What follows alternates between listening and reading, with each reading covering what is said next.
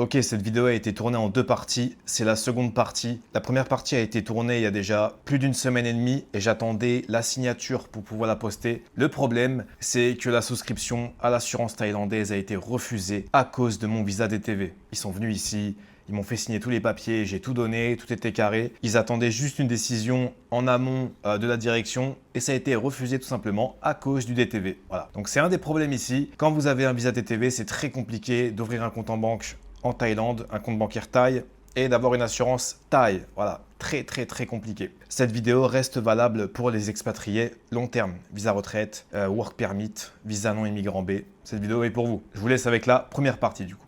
Ok, j'ai une nouvelle assurance santé et on va en parler tout de suite. Alors, il faut savoir que déjà, l'assurance santé, c'est évidemment un sujet important pour tous ceux qui sont expatriés ici en Thaïlande ou tous ceux qui souhaitent s'expatrier ici, évidemment. Donc, on a le choix entre plein d'assurances. Moi, il faut savoir que jusqu'à maintenant, j'étais sous couverture d'assurance voyage parce que j'étais pas sûr de rester longtemps en Thaïlande. Voilà, j'avais le visa DTV évidemment, je l'ai toujours, mais on ne sait jamais ce qui peut arriver. Voilà, peut-être que j'allais pas apprécier mon séjour ici, que j'allais rentrer en France. Du coup, j'ai préféré prendre une petite assurance voyage de 6 mois. Du coup, j'étais chez ACS. ACS, du coup, que je ne recommande pas du tout parce que ils répondent pas aux mails tout simplement.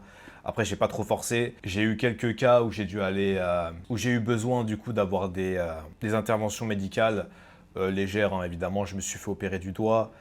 J'ai fait une vidéo là-dessus d'ailleurs.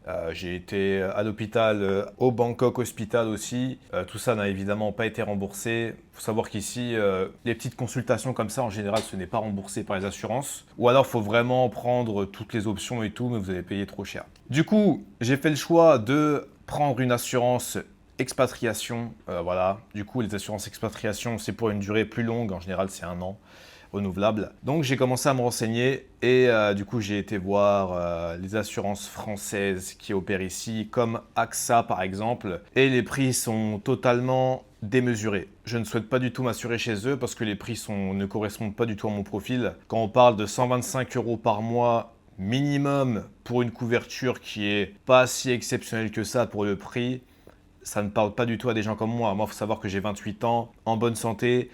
J'ai des petits pépins de temps en temps, voilà, mais rien de très grave. Je pense que ces assurances-là, qui commencent à 120 € par mois et qui augmentent jusqu'à 200, 300 € par mois, c'est plus pour des personnes âgées qui ont des pépins médicaux peut-être un peu plus réguliers. Donc ça ne parle pas du tout à moi. Donc j'ai totalement fait une croix sur les assurances françaises ici, qui sont un peu déconnectées de la réalité et qui pensent qu'il y a juste des retraités ici en Thaïlande français.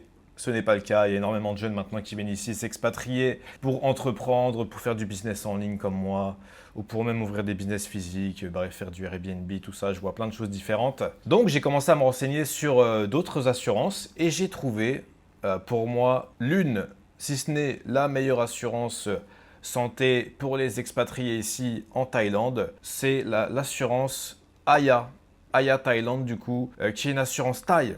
C'est une assurance thaï du coup qui opère ici en Thaïlande, mais vraiment les prix sont vraiment pour le coup plus justes et le rapport qualité-prix, le rapport couverture-prix est largement plus intéressant. Voilà, pour quelqu'un comme moi, pour quelqu'un qui est jeune, qui est en bonne santé, qui ne fume pas, qui fait de l'exercice régulièrement, qui mange correctement, qui ne boit pas beaucoup d'alcool ou très peu. Enfin voilà, j'essaie de faire attention à tout ça. Donc j'ai pas envie de payer une assurance mirobolante. Voilà, l'assurance elle est là juste pour couvrir lorsque vous avez besoin d'aller à l'hôpital, lorsque vous avez un accident, des choses comme ça. Là évidemment c'est important. Donc j'ai fait un devis, j'ai été contacté par un agent de l'assurance et du coup on m'a proposé plusieurs packs. Donc il y avait un pack à 5 millions de bahts de couverture, un pack à 15 millions et un pack à 25 millions. Du coup, j'ai fait le choix de prendre le pack à 5 millions de bahts, qui est pour moi très correct et qui suffit largement, hormis si j'ai un accident où je me brise tous les os. Évidemment, on ne peut pas prévoir ce genre de choses. Mais voilà, je pense que c'est largement suffisant. Il faut savoir que, je vous donne les chiffres, en gros, si je me fais hospitaliser, j'ai le droit à 3000 bahts par jour, le prix de la chambre, 3000 bahts par jour, ce qui équivaut à peu près à un peu moins de 100 €. Donc une chambre à 80 € à peu près, un truc comme ça. Et tout le reste, c'est-à-dire le service médical pour diagnostiquer, les frais de traitement médicaux, les frais d'infirmière, tout ça, c'est à la charge. C'est-à-dire si ça coûte tant, ça sera pris en charge par l'assurance tant que ça ne dépasse pas les 5 millions de bahts par an. D'accord? Ça, c'est évidemment important. Je vous mettrai les documents si vous avez envie de regarder. Après, c'est un package qui a été fait sur mesure par rapport à mon profil, c'est-à-dire 28 ans et qui ne fume pas, évidemment. Si quelqu'un fume, par exemple, si vous êtes quelqu'un qui fume, possiblement que ça soit un peu plus cher. Je ne sais pas. Du coup, combien ça coûte? Combien ça coûte le pack 5 millions de bahts par an? Ça coûte 21 000 bahts.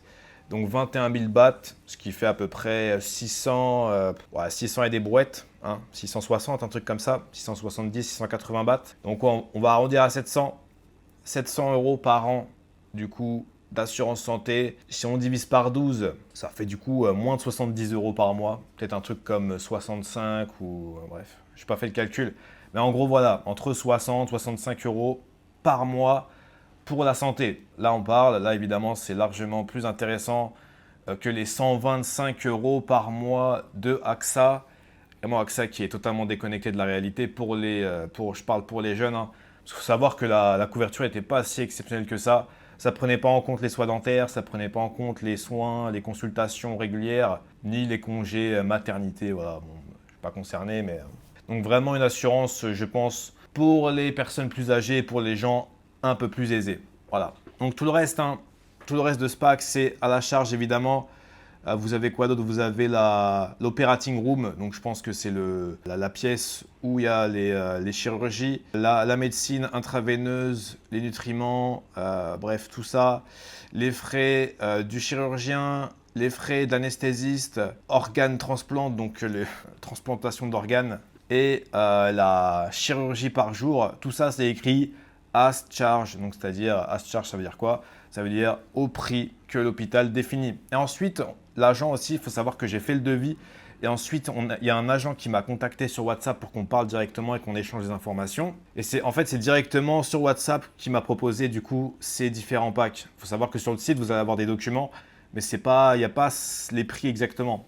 Les prix, on va vous les donner après, lorsque l'agent va vous contacter sur votre moyen de communication, donc que ce soit par email ou par numéro de téléphone. Donc ensuite, l'agent sur WhatsApp, il m'a envoyé du coup la liste des hôpitaux qui sont éligibles pour les soins. Donc j'ai regardé par exemple s'il y avait le Bangkok Hospital. Il y a le Bangkok Hospital du coup dans la liste et vous avez vraiment, vous avez une liste qui est immense. Hein, j'ai pas tout regardé de tous les hôpitaux, cliniques éligibles où vous pouvez vous rendre avec cette assurance santé. Et honnêtement, je précise au cas où c'est pas sponsorisé, hein, j'ai 500 abonnés au cas où, pas de la pub gratuite. Enfin si, du coup c'est de la pub gratuite, mais c'est juste pour partager mon expérience. Donc vous avez vraiment une liste immense et vraiment avec des hôpitaux dedans qui sont quand même reconnus. Là, je suis en train de faire les papiers et tout ça. Je vais voir l'agent dans quelques jours pour signer officiellement en physique le contrat. Ma nouvelle assurance ici en Thaïlande, on va voir ce que ça donne. Hein. J'espère ne jamais en avoir besoin parce qu'évidemment, si vous en avez besoin, c'est que vous avez des problèmes de santé. Donc le mieux, c'est de ne pas s'en servir, mais ça reste toujours une sécurité. C'est important d'avoir une assurance santé ici en Thaïlande.